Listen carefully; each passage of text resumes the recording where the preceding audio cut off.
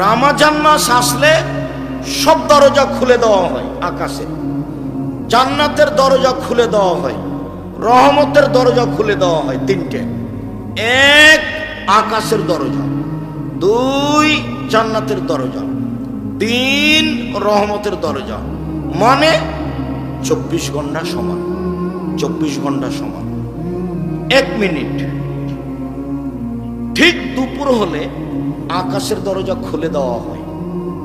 আল্লাহ রসুল ওই সময়তে তাড়াহুড়া করে 2 রেখাত 4 রেখাত সালাত আদায় করতেন। বলতেন, এখন যা বলবো সেটা কবুল হবে, যা বলবো সেটা কবুল হবে। ঠিক রাত 12টা পার হলেই সব দরজা খুলে দেওয়া হয়। তখন আল্লাহ রসুল বলছেন, তাড়াহুড়া করে দোয়া করো, দোয়া করো, দোয়া করো, এই সময় দোয়া কবুল হবে। আকাশের দরজা খুলে দেওয়া হয়েছে। আল্লাহ রসুল বলছেন, আজান দিলে আকাশের দরজা খুলে দেওয়া হয়। আজান দিলে কি করা হয়?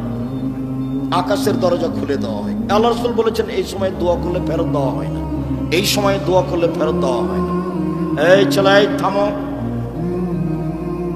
কয়েক মিনিট ব্যস্ত হয়ে গেলে কেন? বসো। যে কয়েক মিনিট বসেন, ব্যস্ত হলেন কেন? রমজান মাস মানে 24 ঘন্টা যখন যা বলবেন সেটা কবুল হবে। সাহারি খেয়ে সিয়াম থাকবেন, বরকত হবে। ইফতার তাড়াতাড়ি করবেন, একটু 1 মিনিট দেরি করলে এটা হবে ইহুদিদের নীতি। কাজেই সূর্য ডুবার যেটা সরকারি টাইম আছে, সূর্য অস্ত পেপার পত্রিকায়, তার চেয়ে হাফ মিনিট 1 মিনিট আগে ইফতার করবেন। একটু দেরি হলে এটা হবে ইহুদিদের নীতি। জরুরি ভাবে তারাবির সালাত আদায় করবেন। জামাতে তারাবির সালাত আদায় করেন যারা তাহাজ্জুদ পড়েন না। যারা তাহাজ্জুদ পড়েন তারা বাড়িতে পড়েন তারাবি, জামাতে যাওয়া লাগবে না। যারা তাহাজ্জুদ পড়াতে অভ্যাসী নন তারা জামাতে তারাবি পড়েন। মহিলারাও মসজিদে গিয়ে জামাতে তারাবি পড়বে। যদি মহিলাদের ইমামতিতে কোনো জায়গাতে তারাবি চলে তো হবে, কোনো সমস্যা নেই। মহিলাদের ইমামতিতে ঈদের সালাত মহিলাদের ইমামতিতে চলবে না।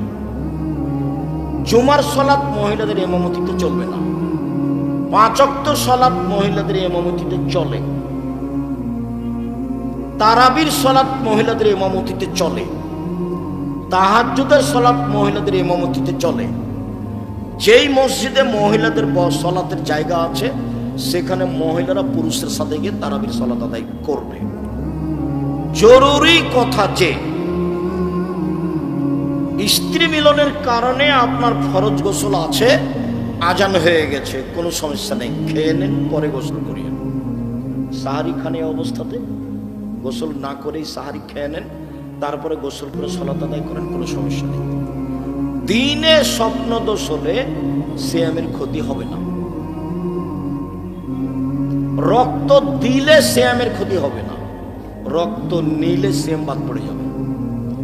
শ্বাসকষ্টের কারণে ইনহেলাল ব্যবহার করলে সিয়ামের ক্ষতি হবে না। যেই ইঞ্জেকশন খাদ্যমূলক সেটা নিলে রোজা ভেঙে যাবে। যে ইঞ্জেকশন খাদ্যমূলক নয় সেটা নিলে সিয়ামের ক্ষতি হবে না। তরকারি জিহ্বাতে চেখে দেখলে সিয়ামের ক্ষতি হবে না। জিহ্বার ওপরটা হলো একটা পদার্থ দেওয়া আছে, নিচে দেওয়া নাই। তরকারি নিচে ধরে দেখেন, এখানে ধরে দেখেন, বুঝতে পারবেন এটা টক না মিষ্টি।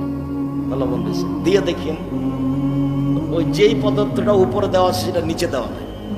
কানের বহু বচন আসেনি কোরআন মাজিদে, কারণ এইটা মূলত কান নয়, এটা একটা চেহারা সুন্দর করার একটা আল্লাহর পদ্ধতি, চেহারা সুন্দর করার।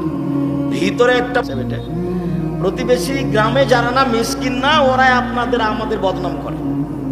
আপনি খালি বলেই দেখেন ঢাকা থেকে, আম্মা আমাদের গ্রামে যে একটা চাচি ছিল না, অসহায় চাচি, ওকে একটা কাপড় কিনে দেন তো, আম্মা টাকা পাঠাচ্ছে। করেছো কি তুমি, করেছো কি? দিন রাত তোমাদের বদনাম করে, ওকে দেওয়া হবে না, দেওয়া হবে না, দেওয়া বলে দেখেন আপনার মাকে। কথা এই হলো মিসকিন, যে সবসময় খেলে আপনার বিরুদ্ধে চলে, বস্তির মহিলার মতো ঝগড়া করে, সংসারও চলে না, চাইতেও পারে না। মিসকিন কাকে বলে বলেন তো দেখি? সংসারে চলে না, চাইতেও পারে না। খারাপ যে হবে সবাই তা নয়, আমি একটা বললাম আর কি, অনেকেই ভালো আছে, একে দিতে হবে। আর ফকিরকে যে চাবে 100 কেজি চাউল দিবেন, একদিন সমানে 1 কেজি 250। যেই মহিলার পেটে বাচ্চা আছে, গর্ভবতী, সে পরে শ্যাম পালন করতে পারে, বা এখনই 100 কেজি করে চাউল দিবে, বাস শেষ। যে মহিলা বাচ্চাকে দুধ খাওয়ায় সে পরে করবে, অন্যথায় এখনই 100 কেজি করে চাউল দিবে, শেষ, বাস শেষ। ইফতার করার সময় তাজা খেজুর দিয়ে ইফতার করতে হবে। তাজা খেজুর না থাকলে শুখা খেজুর, শুখা খেজুর না থাকলে পানি। রাজশাহী চাঁপাইনবাবগঞ্জের ফজলি আম যতই মিষ্টি হোক না, দামি হোক না কেন, ইফতারের যোগ্যতা রাখে না। আঙ্গুর যতই ভালো ফল হোক না কেন, ইফতারের যোগ্যতা রাখে না। পৃথিবীতে যে কোনো ফল, যে কোনো খাদ্য ইফতারের যোগ্যতা রাখে না, শুধুমাত্র 1 তাজা খেজুর, না হলে 2 শুখা খেজুর, না হলে 3 পানি। ইফতার হবে বিসমিল্লাহ বলে, আল্লাহ আল্লাহ কাসুমতু ওয়ালা রিজকে কাফতার, তো এটা নয়, বিসমিল্লাহ বলে কিছু খেয়ে যাহাবাত জামাও আব্দুল্লাহিল উরুক ও সাবাতাল আজর। গ্রামে একজনকে ইতিকাফ করতেই হবে মহল্লাতে, নইলে মানুষ গুনাহগার হবে, কথা মিথ্যা। ইতিকাফ জরুরি নয়, ওটা একটা ইবাদতের পদ্ধতি। মহিলাদেরকে ঈদের মাঠে যেতেই হবে, যেতেই হবে। মহিলাদের 5 ওয়াক্ত সালাত বাড়িতে ভালো, জুমার দিন যাওয়া ভালো, ঈদের মাঠে যেতে বাধ্য। বলেন তো দেখে ছেলে, বলো তো, মহিলাদের 5 ওয়াক্ত সালাত বাড়িতে ভালো, জুমা মসজিদে যেতে পারে। মহিলাদের জুমার দিন মসজিদে যাওয়া ভালো, মহিলাদের ঈদের মাঠে যাওয়া জরুরি, যেতে বাধ্য, যেতেই হবে। যদি ঈদের মাঠে জায়গা না থাকে তো রাস্তায় দাঁড়াবে, যেতে। ফেতরা শস্য দিয়ে দিতে হবে, টাকা নয়। টাকা দিয়ে ফেতরা আদায় হবে না, টাকা দিয়ে ফেতরা আদায় হবে না, টাকা দিয়ে ফেতরা আদায় হবে না। সারা পৃথিবীর মানুষ সবাই যদি টাকা দিয়ে ফেতরা দেয়, সবাই পাবে। ভারত, বাংলাদেশ, পাকিস্তানের 95% জন লোক মাঝাবি, মাঝাব মানে তারা ইরাকের পরিমাপ অনুযায়ী 3.5 কেজি ধরে 1.25 কেজির দাম ধরে টাকা দেয়। ওরা মাঝাব মানতে মজবুত, যার কারণে বিবেচনা করা লাগে না। সেই কালে মুআবিয়া রাদিয়াল্লাহু, সেই কালে আবু সাইদ খুদরি রাদিয়াল্লাহু তাআলা মুআবিয়ার কথা মানেননি, বলেছেন যে যার রাসূলের যুগে করেছি করবই। 100 শস্য, 100 গম, 100 চাউল, 100 পনির, 100 খাদ্য, 100 আটা, যেটা সহজ হয় 100। যেটা সৌদি আরবের মদিনার শাক 2.5 কেজি, বা 2 কেজি 400 গ্রাম, বা 2.5 কেজি, 2 কেজি 500 গ্রাম। শুনুন সম্মানিত দিনী ভাই, রমজান মাসে মাওলানা সাহেবদেরকে ইফতারি দাওয়াত দিতে হবে না। মাওলানা সাহেবকে দাওয়াত দিয়ে খাওয়ায় না, ওটা করতে হবে না। যে কোনো মানুষকে ইফতার করানোর চেষ্টা করবেন, তাহলে ও সিয়াম পালন করে যত নেকি পেয়েছে আপনিও পেয়ে যাবেন। রমজান মাসে মসজিদ ভিত্তিক সবাই মিলে একসাথে প্রতিদিন এরকম নিয়ম পালন করা হবে না, এতে খালি গন্ডগোল হয়ে যায়।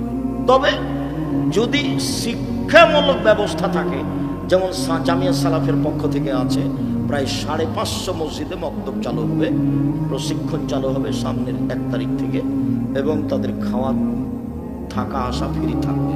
রাজশাহীতে অন্যান্য জায়গাতে প্রশিক্ষণ থাকবে, সেখানে প্রশিক্ষণে উপস্থিত হয়ে আপনি ইফতার করতে পারেন। সেটা হলো শিক্ষার কারণে।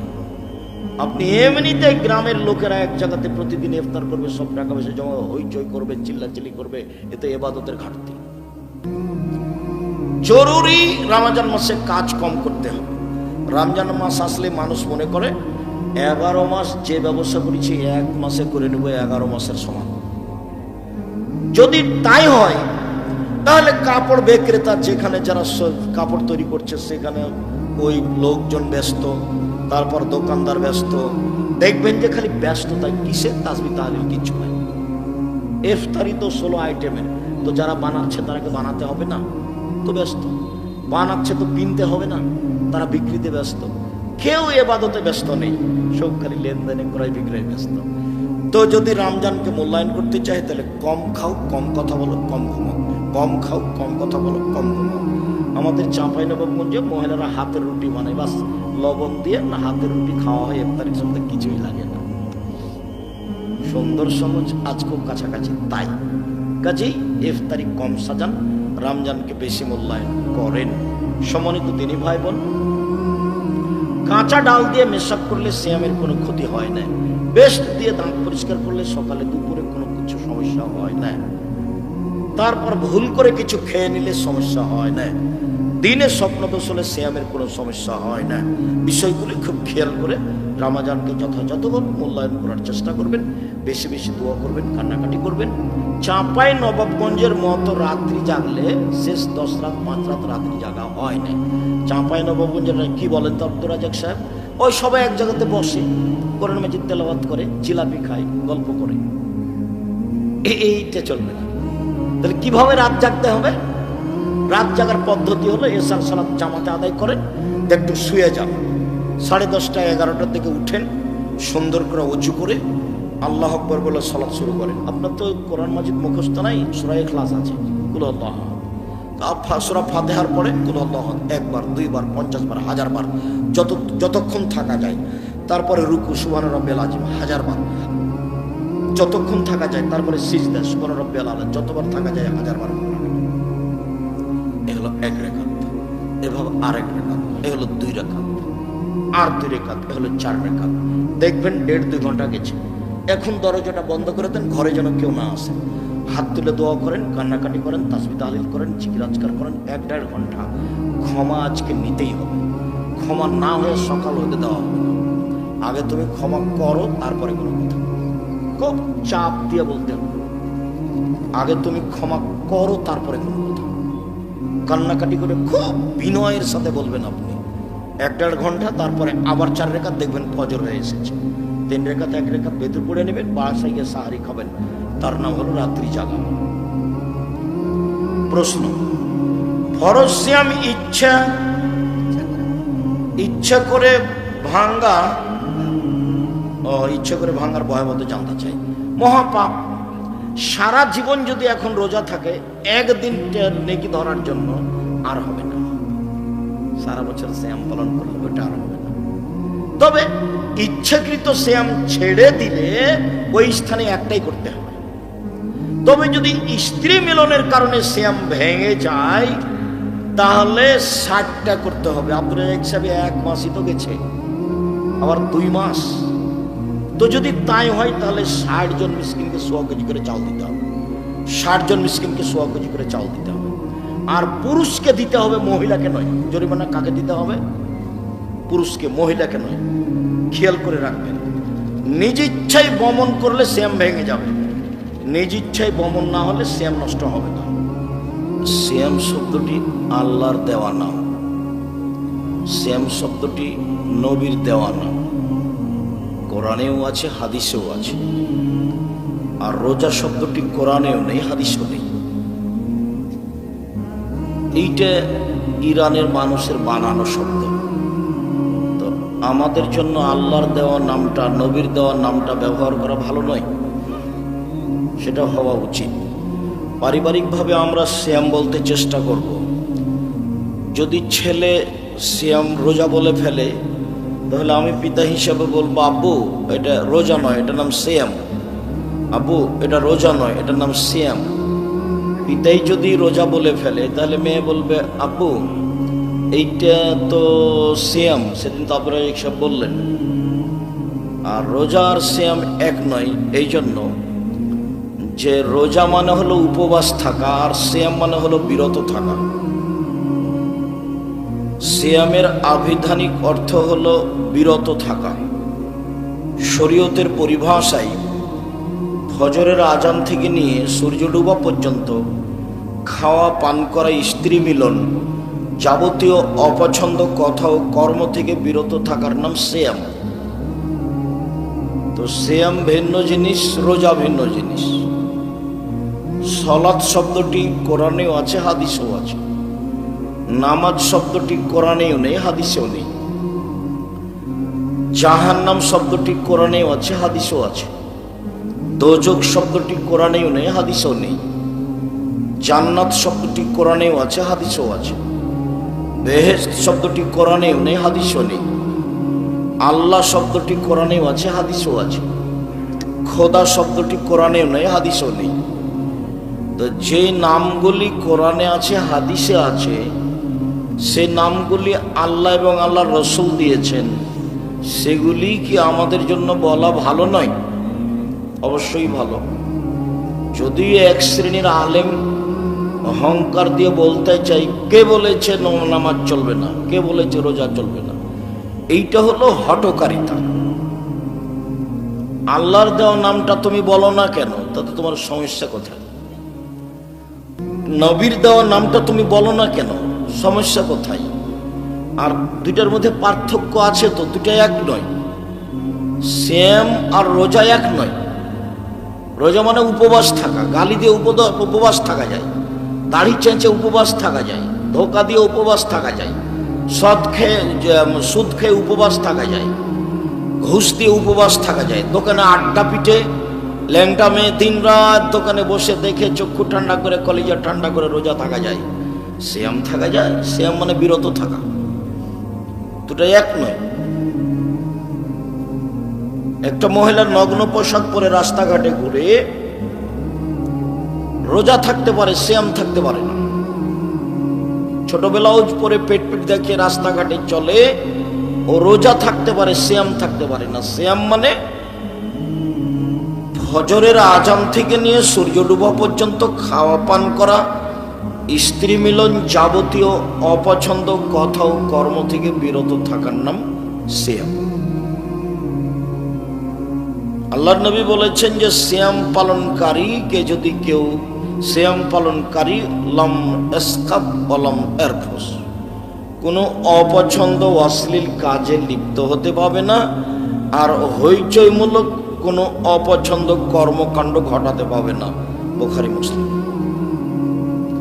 আবার আল্লাহর নবী বলছেন যে মাল্লাম ইয়াদা কাওলা জুরি ওয়াল আমালা বিহি, যে ব্যক্তি মিথ্যা কথা ছাড়লো না, অপছন্দ কথা ও কর্ম ত্যাগ করলো না, তার না খেয়ে থাকলেই কি আর না থাকলেই কি, এতে আল্লাহর কোনো প্রয়োজন নাই। তাহলে ফলাফল কি হলো? মিথ্যা কথা বলে, ধোকা দিয়ে, দোকানে বসে আড্ডা পিটে, সুদ ঘুষ খেয়ে সিয়াম থাকা যায় না রোজা থাকা যায়? রোজা থাকা যায়, সিয়াম না। সিয়াম তো একটা ভিন্ন ধরনের ইবাদত, একেবারে ব্যতিক্রম ইবাদত। এখানে বহু মানুষ আছে যারা কিস্তিতে টাকা উঠায়, দিনরাত শয়তানি করে ধর্ম দেখাবাটা ফাইজলামি করো। কিস্তি উঠাও কেন? তো জেনা যেমন পাপ, সুদও তেমন পাপ। শরম হয় না কেন তোমার? মানুষের বাড়িতে কাজ করে খাওয়া, মানুষের বাড়িতে কাজ করে খাও। যদি কাজ না পাও, ভিক্ষা করে খাও। সুদ খাওয়া কেন? সুদ তো হারাম। ও সুদকে এক সময়ে জেনার সমতুল্য বলা হয়, সুদকে এক সময় শুকুরের সোরের সাথে জড়ানো হয়েছে, সুদকে এক সময় আপনার ওই জুয়ার সাথে জড়ানো হয়েছে। যেসব পাপের কারণে পরকাল সরাসরি হারিয়ে যাবে, ধ্বংস, তার একটা সুদ। তো কিস্তিতে টাকা উঠাবেন কেন? আপনার বউ টাকা উঠায় কেন? বউ কথা শোনে না, কথা না শুনলে তালাক দিয়ে দেন। ও হস্তিনী বউ নিয়ে চলতে হবে কেন?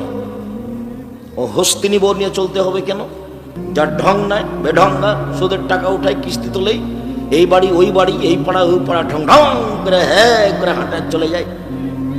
কেন আপনাকে খারাপ লাগে না? খারাপ লাগে না কেন? একটু পুরুষের মতো হয়ে থাকবেন, জীবনটা অল্প দিন বাঁচতে এসেছেন। এসব নোংরা, জঘন্য, খারাপ চালচলন, চরিত্র নিয়ে বাঁচতে চান কেন? যদিও এখানে দুটা রহস্য আছে। একটা রহস্য হচ্ছে যে পিতার দায়িত্ব পালন করে না, মা মায়ের দায়িত্ব পালন করে না, যার কারণে এই সমাজ এরকম হচ্ছে।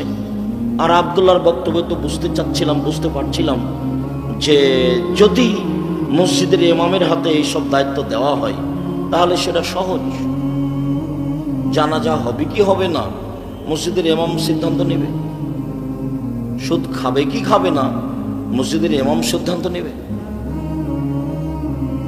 কাকে কোন দায়িত্ব দিতে হবে ইমাম সিদ্ধান্ত নেবে। আর সব বিষয়ে মজবুত না হলে দায়িত্ব মানুষের নেওয়াও ঠিক নয়। আবু জার গেফারি একজন খুব নরম সরল সহজ মানুষ, আবু জার গেফারি রাদিয়াল্লাহু আনহু, ওনার একটা ভাষা শোনেন। উনি বলছেন যে আমি বললাম আল্লাহ রাসূল আলা তাস্তামিলুনি, আপনি আমাকে একটু এলাকার দায়িত্বশীল করে দিবেন না, আমাকে এলাকার নেতা করে দেন, আমি এলাকার নেতা হতে চাই। মেম্বার সাহেব একটু শোনেন, ও মেম্বার চা খাইয়ে মেম্বারি করেন আপনি? চেয়ারম্যান সাহেব আপনি কিসের চেয়ারম্যান গো?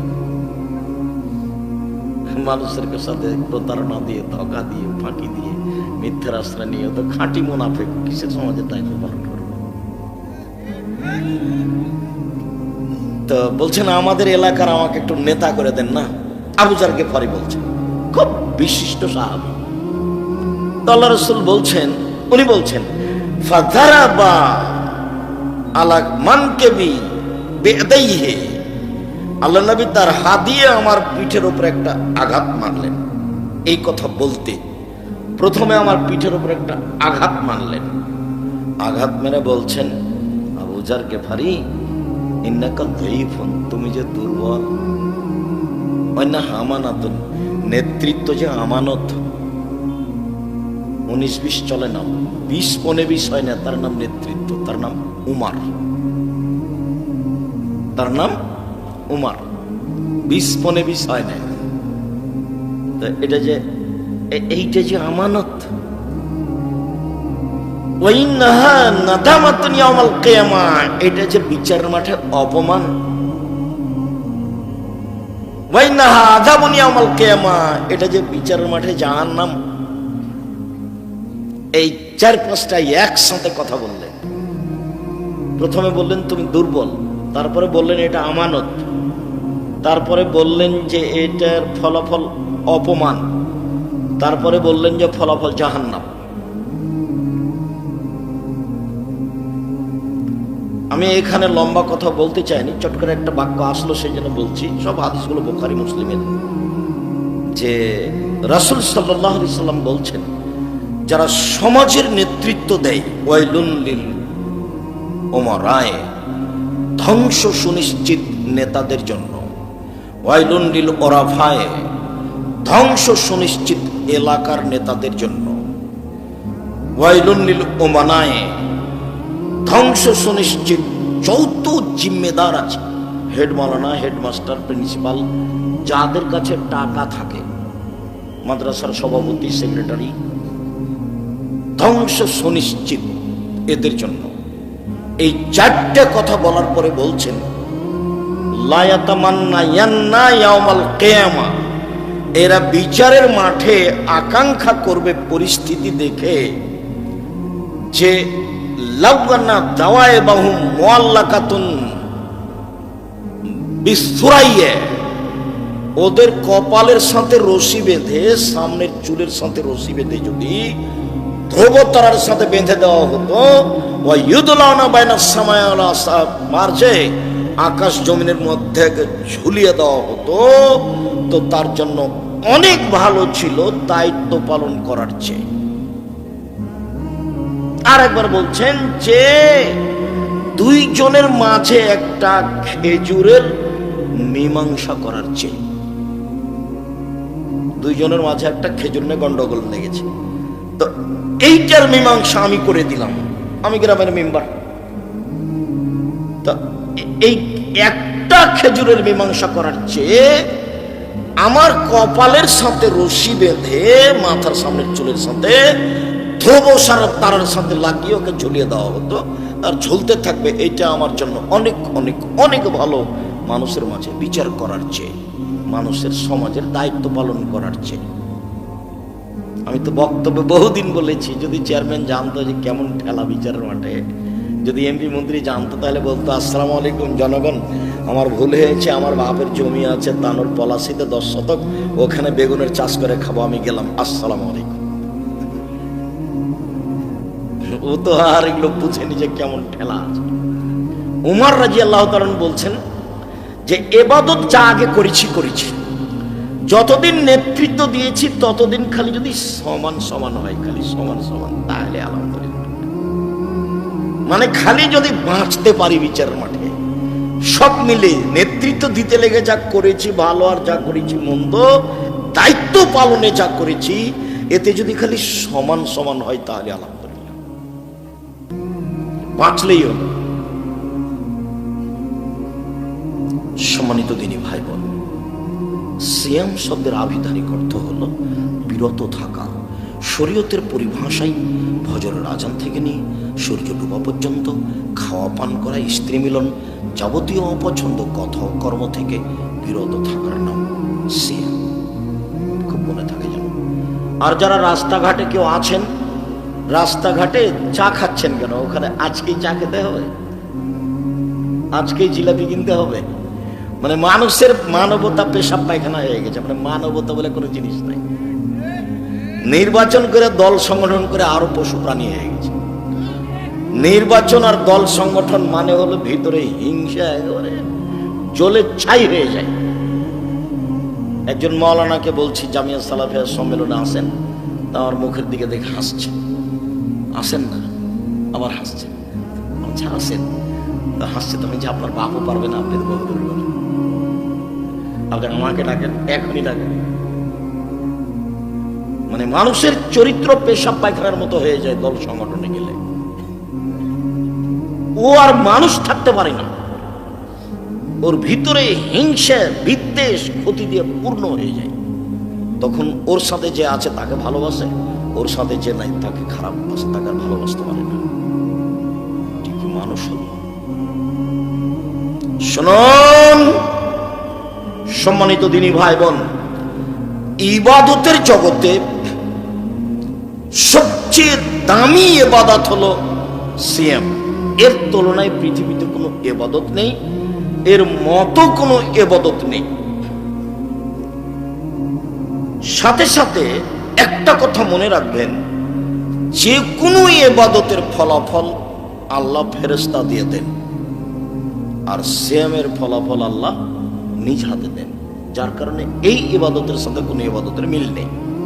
আপনাকে আমি বলি যে পৃথিবীতে ব্যতিক্রম ইবাদত সালাত, নামাজ, সালাত, যে আপোষ করে না মানুষের সাথে, কোনো প্রকার আপোষ করে না।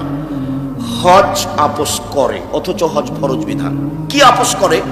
এবছর করলেন না হজ, সামনে বছর করেন, করলেই হলো। সিয়াম যেটা এখন বলবো সেটাও আপোষ করে। কি আপোষ করে? আমার একটু শরীরটা অসুখ, ভালো লাগছে না, তো আজকে ছেড়ে দেন, তাহলে কালকে করিয়ে। দেখেন আপোষ করে। জাকাত আপোষ করে, হচ্ছে জাকাত ফরজ বিধান।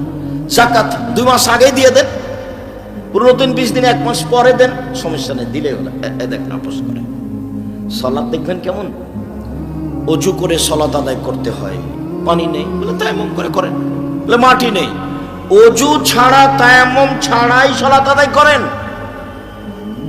বলছে যে কেবলা দিকে মুখ করে সালাত আদায় করতে হলে, কেবলা বোঝা যায় না, এমনিতে করেন। তাহলে দাঁড়িয়ে সালাত আদায় করতে হয়, তো দাঁড়িয়ে থাকা যায় না, বসে থেকে সালাত আদায় করেন। বলে বসে থাকা যায় না, তো শুয়ে থেকে সালাত আদায় করেন। বলছে পরিষ্কার কাপড় পরে সালাত আদায় করতে হবে, বলে পরিষ্কার কাপড় নেই, তো যাতে পেশাব পায়খানা হাইজের রক্ত লেগে আছে সেটা পরেই সালাত আদায় করেন। বলে কাপড় পরিষ্কার অপরিষ্কার কোনো কাপড়ই নেই, বলে উলঙ্গ অবস্থায় করেন। অবাক ইবাদত, মানে ভিন্ন ধরনের, একেবারে ভিন্ন ধরনের ইবাদত। কোন ইবাদতের সাথে মিল নাই, এত কঠিন। গাড়িতে মানুষ ঠেল মানে না, শিকল ধরে আছেন, এই অবস্থায় নামাজের সালাতের টাইম পার হয়ে যাচ্ছে, এই অবস্থাতেই করতে হবে। অবাক ইবাদত। ইমাম আবু হানিফা রাহিমাহুল্লাহ বলেন, কেউ যদি অলসতা করে এক ওয়াক্ত সালাত ছেড়ে দেয় তাহলে জেলখানায় বন্দি করে পিটিয়ে সালাত আদায় করাতে হবে।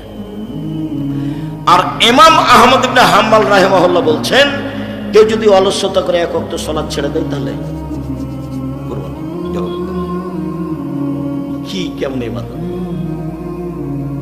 আরবিরা বলছে, আরবি বিদ্বানেরা, যে স্বামী সালাত আদায় করে স্ত্রী করে না, স্ত্রী করে স্বামী করে না, তাহলে বিবাহ কেটে গেছে, ওটা এমনি সংসার, এখন জেনা। আরো শক্ত বলছে, এরকম কোন যদি মানুষ মারা যায় সালাত আদায় করে না, তাহলে তার কবর মুসলমানের কবরস্থানে কবর দেওয়া হবে না, ওকে হিন্দুদের শ্মশান ঘাটে ফেলে দিতে হবে। দেখেন তো তাহলে এটা কেমন ইবাদত, কারোর সাথে মিল নাই এর, এক অবাক ইবাদত। আবার অজু ভালো না হলে কবুল হবে না, আবার রুকু সুন্দর না হলে কবুল হবে না, আবার সিজদা সুন্দর না হলে কবুল হবে না। খালি না, খালি না। কেন, কতদিন বলেছি, আপনার মনে আছে যে একজন সাহাবী রাসূলের সামনে সালাত আদায় করলেন, যে সালাম দিলেন, তখন আল্লাহ রাসূল বললেন, সাল্লে ফাইন্না কালাম তুসাল্লে, তুমি সালাত আদায় করো, তুমি করোনি। কেন করেনি মানে, ও তো আল্লাহ রাসূলের সামনে করেছে। একেবারেই ভিন্ন ধরনের ইবাদত। তো মূল কথায় ফিরে যাই, যতই ভিন্ন ধরনের ইবাদত হোক না কেন, ফলাফল আল্লাহ নিজ হাতে দিবেন না। কাদেরকে দিতে বলবেন? ফেরেশতাদের। সালাত আদায় করেছেন নেকি লিখে দাও, সালাত আদায় করেছেন নেকি লিখে দাও। সিয়াম আমার ব্যাপার, প্রতিদান আমি দিব। সিয়াম আমার ব্যাপার, প্রতিদান আমি দিব। এর নাম সিয়াম। ভিন্ন ধরনের ইবাদত, এই আর একটা ইবাদত। ইবাদতের জগতে একটা বড় ইবাদত হলো হজ। হজ কবুল হয়ে গেলে লোকটা হয়ে যায় সেই দিনের মতো যেদিন তার মাতাকে জন্ম দিয়েছে, নিষ্পাপ হয়ে যায়। হজ একটা বড় ইবাদত। এরপরে হজের নেকি আল্লাহ নিজে হাতে দিবেন, ফেরেশতাকে লিখে দিতে বলবেন। আর একটা কথা বলি আপনাকে, যে আল্লাহর কাছে সবচেয়ে প্রিয় ইবাদত হলো আল্লাহর ভয়ে চোখের এক ফোঁটা পানি, রাতের অন্ধকারে, দিনে, একাই, নির্জনে, আল্লাহর ভয়ে এক ফোঁটা চোখের পানি। আমার পাপ হয়েছে, তুমি আমাকে মাফ করো, এই বলে যে আপনি কান্নাকাটির ভাব দেখে যে একটু এক ফোঁটা চোখের পানি বের করলেন, এইটি আল্লাহর কাছে সবচেয়ে বেশি প্রিয়, সবচেয়ে বেশি।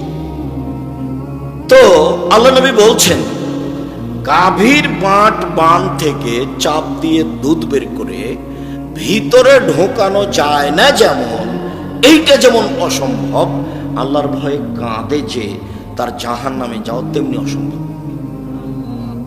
তাহলে আল্লাহর ভয়ে কাঁদা কাজটা কত গুরুত্বপূর্ণ কাজ। আমি আর আপনি রাতে কান্নাকাটি করি না, এর অর্থ এই নয় যে পৃথিবীতে কেউ কাঁদে না, এটা অর্থ এই নয়। বহু মানুষ কাঁদে, আমি আর আপনি জানি না। আমি আর আপনি তো দোকানে আড্ডা পিটি, রাত 2টা-1টা পর্যন্ত বসে থাকি, ল্যাংটা মেয়ে দেখি, চক্ষু ঠান্ডা করি, কলিজা ঠান্ডা করি, তার জানটা সহাত করি। আর এইসব বোকা ছেলেগুলো বড় মোবাইল রেখেছে, ওই ঘরে ওর বোন দেখছে ল্যাংটা মেয়ে, ও ঘরে দেখছে ওর বাপ ওই ঘরে দেখে, ওর মা ওই ঘরে দেখে, গোটা পরিটা কুকুর শ্রীগালের মতো, পশু প্রাণীর মতো, গরু ছাগলের মতো। বুঝে না ওরা, অন্তর আছে বুঝে না, দেখেও দেখে না ওরা, চক্ষু আছে দেখে না, শুনেও শুনে না ওরা, কান আছে শোনে না। উলাইকা কাল আনাম, তারা পশু প্রাণীর মতো, তারা গরু ছাগলের মতো, তারা কুকুর শ্রীগালের মতো, বল হাজাল, বরং তার চেয়ে খারাপ। আল্লাহ বলছে মানুষ পশু প্রাণীর মতো, গরু ছাগলের মতো, কুকুর শ্রীগালের মতো। এই ছেলে, শোনো, তোমার আব্বা যে মসজিদ থেকে বের হয়ে দোকানে বসে যে এভাবে টুপি মাথায় দিয়ে দেখছিল একটা মেয়েটা, তো তোমার আব্বাকে বলে দেখো তো, আব্বা আপনাকে কেমন লাগে? আব্বা আপনি ভালো মানুষ, দেখি তোমার আব্বা কি বলে, বলেই দেখো। আমাদের এই এলাকাতে নতুন নোংরা অভ্যাস হয়েছে, ঘন্টার ঘন্টা দোকানে বসে আছে। আমরা তো কই জীবনে একদিন বসি না, একদিন 1 মিনিটও নয়, আমার জীবনে কোনোদিন 4 স্টলে বসিনি। আমার মা বলতেন, দোকানে বসিও না বাড়ি থেকে বিদায় করার সময়তে, প্রাইভেট পড়ায়ও না, বন্ধু তালিক করো না, মানুষের বাড়িতে দাওয়াত খায়ও না। আমার মা নিরক্ষর। 1, দোকানে বসিও না। 2, বন্ধু তালিক করিও না। 3, প্রাইভেট পড়ায়ও না। চার, মানুষের বাড়িতে দাওয়াত খায়ও না। এইভাবে আমার মা বলতে বলতে বের হতেন। আমি আগে আগে হাঁটতাম আর আমার মা পিছে পিছে হাঁটতেন। কই আমরা 1 মিনিটের জন্য দোকানে বসি না। জামিয়া সালাফিয়া তো বিশাল প্রতিষ্ঠান, আর এইটা তো আপনাদের বলতে বলতে আমার সময় কাটছে। আব্দুল রাজ্জাক সাহেব কাজ শুরু করছেন না কেন? বলছেন তো শুনছি। কাজ শুরু হচ্ছে, ছেলে মেয়ে বড় হয়ে গেল না, ইনশাআল্লাহ ধৈর্যের পরিচয় দেন।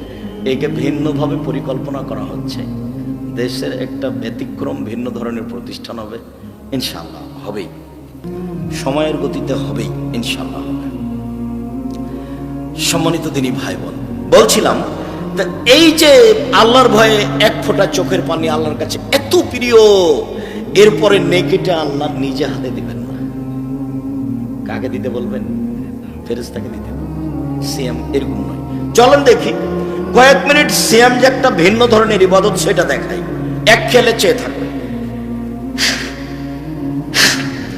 যারা মহিলা মানুষ 2-1 জন আছেন গল্প করিয়েন না, এমনি তো গেছেন, এমনি তো এসেছেন, এমনি করে যাচ্ছে আসছে, মজবুতি তো নেই, স্বামী তো শক্ত নয়। ও 2টা কথা, আপনাকে নিয়ে একটা কথা বলি, মহিলা মানুষ আপনি, আর আপনার মেয়েকে নিয়ে একটা কথা বলি। এই মেয়ে শোনো, তোমার আব্বাকে নিয়ে কথা আরম্ভ করলাম। তোমার অবস্থা কেন এমন? তোমার কেন ভরু তুলে চিকন করা আছে? ঘটনা কি? তোমার কেন নখ বড় নেল পালিশ দেওয়া আছে? ঘটনা কি? এমন কেন তুমি? আচ্ছা, তোমার পরনে স্কিন পায়জামা কেন? যাতে অঙ্গ প্রত্যঙ্গ সব বোঝা যায়। তুমি কেন এমন? মাথার চুল কেন ছোট? তুমি কেন এমন? সামনের দিক চুল কেন ছোট? তোমার গায়ে কেন বড় পোশাক নেই? তুমি কেন ফ্যাশন বোরকা পরে আছো? এইটার কারণ কি? 1 মিনিট দেখো তো। এটার কারণ হলো তুমি যাকে বাপ বলছো বাপ নয়, এটা হলো তোমার সৎ বাপ। এই জন্য সৎ বাপ বুঝো না নাকি? সৎমা বুঝো না? এই ছেলে, এই মেয়ে শোনো, খালেদা ওইদিক কথা বলছো কেন? এদিকে খেয়াল করো। সৎমা বুঝো না? এ দেখো সৎমা, এ দেখো, ওই যে ওখানে 2টা মেয়ে বসে আছে, একটা নিজের মেয়ে, একটা সৎ মেয়ে। ওর মা বলেছে বসে থাকো। তো একটু পরে নিজের মেয়েটা উঠে আসছে, তখন মায় বলছে আসম্ভ আসম্ভ আসম্ভতে বলে নিল। এবার সৎ মেয়েটা উঠে আসলো, তখন বলছে তুই ঠরি না, তো তার হয়ে গেল, বস যা, বস তো বস। হলো সৎমা। তো এখন বললাম এটা হলো তোমার সৎ বাপ, এই জন্য তোমার অবস্থা এরকম। বাপ দেখবে 1 মিনিট, বাপ কাকে বলে? এ দেখো, এদিকে খেয়াল করে গল্প করো না। বাপ কাকে বলে দেখাচ্ছি, 1 মিনিট। বুখারী মুসলিমের হাদিস। আয়েশা রাদিয়াল্লাহু তাআলা আনহা বলেন, একদা আমরা যুদ্ধ করে আসছিলাম, রাসূলের সাথে আমরা আছি, এক জায়গাতে অবস্থান করতেই আমার গলার হারটা হারিয়ে গেল। আমি আবার আমার বড় বোনের কাছ থেকে হারটা ধার করে চেয়ে নিয়ে এসেছি। আয়েশার বড় বোনের নাম কি বলুন তো দেখি? আসমা। আমি আমার বড় বোনের হারটা, গলার হারটা ধার করে চেয়ে নিয়ে এসেছি, আমি গলায় দিয়ে থাকবো। সেই জন্য মানুষের জিনিস মানুষ নিতে পারে। গলার হার হারিয়ে গেল, খুঁজে পাই না, যেতেও পারি না, এখানে পানিও নেই, অজুও করতে পারি না, সালাতের টাইম হয়ে গেছে, সালাত আদায় করতে পারি না। ভালোই, সবাই বিপদে। তো জনগণ আমার আব্বাকে গিয়ে বলল, আপনি জানেন ঘটনা কি? কি হয়েছে? আপনার মেয়ে হার হারিয়েছে, তো খুঁজে পাওয়া যায় না, তো যেতেও পারি না, পানিও নেই, অজুও করতে পারি না, সালাত আদায় করতে পারি না, তাই এইটুকু অপরাধ। এখন আয়েশা বলছেন আমার আব্বা আসলেন, ওই সময়তে আয়েশার যেটা অবস্থা, সে অবস্থা যদি আমাদের দেশের পিতারা দেখে তাহলে ওইদিকে যাবে না, উল্টা ফিরে যাবে। সেটা কি? আয়েশা রাদিয়াল্লাহু তাআলা আনহা বলেন, যখন আমার আব্বা আমার কাছে আসলেন, এসে কয়েকটা কিল আমার এই পেটের, এই পিঠের, শরীরের এক সাইডে এত জোরে মারলেন, আমার স্বামী আমার উরু আমার রানের উপরে মাথা দিয়ে না ঘুমালে আমি দূরে সরে যেতাম মায়ের কারণে, এত জোরে মারলেন। রানের উপরে মাথা দিয়ে যদি জামাই ঘুমিয়ে থাকে তো শ্বশুরকে ওখানে যাবে? একটু দেখে তো উল্টা ফিরে আসে। এটা আমাদের দেশের স্বভাব, তাই না? তাই গতি নেই। তা আয়েশা রাদিয়াল্লাহু তাআলা আনহা বলেন, মুহাম্মদ সাল্লাল্লাহু আলাইহি সাল্লাম আমার স্বামী আমার উরু রানের উপরে মাথা দিয়ে ঘুমাচ্ছে, আমার আব্বা আসলেন, ফাল্লাকাজানি লাকজাতান শাদীদা, খুব জোরে আমার শরীরের উপরে আঘাত করলেন কয়েক কিল। তাতে মনে হলো আমার স্বামী আমার গুরু রানের উপরে মাথা দিয়ে নাক মারলে মায়ের কারণে দূরে সরে যেতাম, এত জোরে মারলেন। সবচেয়ে বড় মানুষে মারলেন, সবচেয়ে বড় মহিলাকে মারলেন, সবচেয়ে বড় মানুষের সামনে মারলেন, দিন দুপুরে মারলেন, খোলা মাঠে মারলেন, প্রায় 1400 মানুষের সামনে মারলেন, পূর্ণ যুবতী মেয়েকে মারলেন, বিবাহদারী মেয়েকে মারলেন, জামাইয়ের সামনে মারলেন, হাত দিয়ে মারলেন, সবচেয়ে বড় মানুষে মারলেন আবু বকর সিদ্দিক রাদিয়াল্লাহু তাআলা। আদম থেকে নিয়ে কিয়ামত পর্যন্ত নবী রাসূল ব্যতীত যত মানুষ এসেছে, যত মানুষ আসবে, সবার চেয়ে দামি আবু বকর সিদ্দিক রাদিয়াল্লাহু তাআলা। যাকে মারলেন ইলহনের আয়েশা, হাওয়া থেকে নিয়ে কিয়ামত পর্যন্ত যত মহিলা এসেছে, যত মহিলা আছে, যত মহিলা আসবে, সবার চেয়ে দামি। আর যার সামনে মারলেন ইনি তো আর বলবেন